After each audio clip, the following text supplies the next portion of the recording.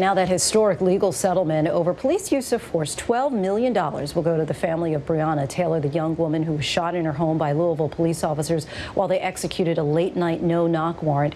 That city is also agreeing to dramatic police reforms. ABC's Alex Perez has more.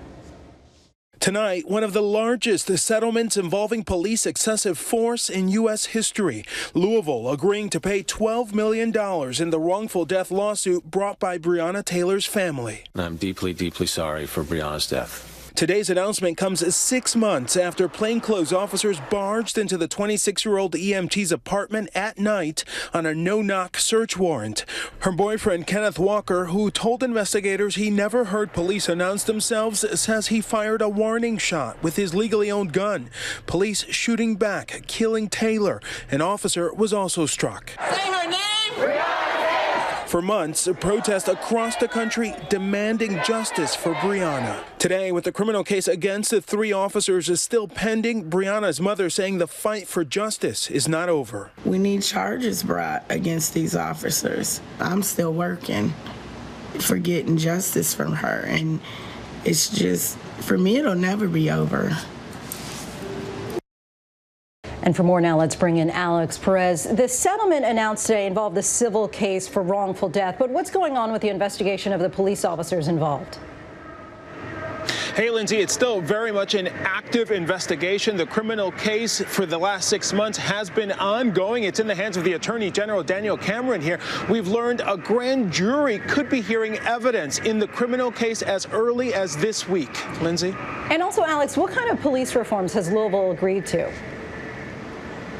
Yeah, Lindsay, there were a number of measures aimed at reform and accountability for the police department that were part of that settlement, including things like making housing incentives for officers to live within the city and having random yearly drug tests, but also other things like making sure a commander reviews and approves warrants before they head out to a judge. Lindsay? Alex Perez, thanks so much for your reporting. And for more on this settlement and Louisville's promised police reforms, let's bring in Ben Crump, the attorney for Breonna Taylor's family. Thank you so much for joining us, Mr. Crump. Of course, none of this can bring Breonna back, but what does this settlement mean to her family? This settlement with the reforms mean a lot to Breonna Taylor's family, especially her mother, Tamika Palmer, because she really is trying to have a legacy for her daughter that will hopefully prevent any other Breonna Taylors from happening. And that was her conviction from the very beginning when we started to negotiate. She wanted to have reform. And let's talk about the Louisville police reform package that you just referenced. It includes incentives for police officers to live in certain low-income areas and do volunteer work in the communities in which they serve. How much do you think that this will change the relationship between the officers and the residents? You know, it wasn't just about this historic $12 million settlement for Breonna Taylor, which was quite significant because we believe it represents one of the largest amounts ever paid out for a black woman in a wrongful death in a police shooting. But equally important was the reform, the systematic reform, like the incentives to have police officers actually live in the city limits of Louisville and the communities of color where they are policing the community.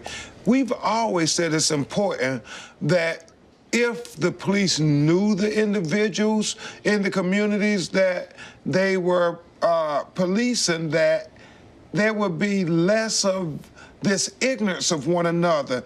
You wouldn't fear these young black people when you saw them because they would be your neighbors. So this reform was very important, and it was a precedent-setting settlement, not only for the amount of money that was paid out, but for the systematic police reform that could be used as a model all across America in the name of Breonna Taylor. So when you talk about those reforms, do you believe that the reforms in Louisville go far enough? In your opinion, would they be able to stop another tragedy like the death of Breonna Taylor? Well, that is the sincere hope of Breonna's mother and our legal team that these reforms will help prevent another Breonna Taylor. We also want to talk about police body cameras because we think transparency is the key. It's about transparency plus accountability, and that's how we bridge this divide of mistrust between law enforcement and communities of color. But I do not want to take away the significant landmark step in this journey for justice and healing in the name of Breonna Taylor in the United States of America. It was quite a significant day in Louisville, Kentucky, in the name of Breonna Taylor. Say her name. So you talked about how this is a landmark step in justice. This was a civil settlement, of course. Meanwhile, the 3 officers involved are still being investigated. They have not been charged. We're talking about 6 months and 2 days later, they have not been arrested. How important would that be to Breonna's family? As Breonna's mother said today, this was significant, but there's still more work to do. She said the major thing she feels we need to do is make sure these officers are charged in the death of her daughter because, like me, she believes that we need to have a deterrent for police to use excessive force against black people in America, especially when you think about in America, we're dealing with the COVID-19 pandemic, but we in Black America are not only dealing with that pandemic, but we're also dealing with the 1619 pandemic that represents the year the first enslaved Africans were brought to America. And for 401 years, we have dealt with systematic racism and oppression that see them killing us in the courtrooms and outside of the courtrooms. And so we have to have accountability to stop this systematic racism because they're killing our children.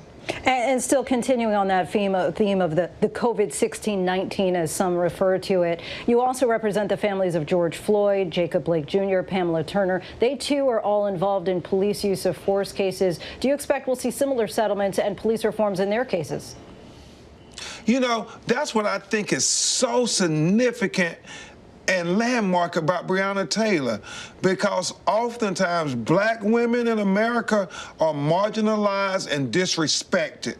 But I think this settlement for $12 million, which represents one of the largest amounts ever paid out in a police pretrial settlement to a black woman, is a precedence now for other black women in America, like Pamela Turner, who was killed on video in Baytown, Texas, like Sandra Bland, like Ayanna Stanley, the 7-year-old who was killed in Detroit in a no-knock warrant. And they were all marginalized, but hopefully, because of Breonna Taylor, they won't continue to marginalize black women in America. Just like Trayvon Martin and Michael Brown helped bring greater attention to Black Lives Matter in America, I believe that Breonna Taylor will help bring greater attention to Black women lives matter in America.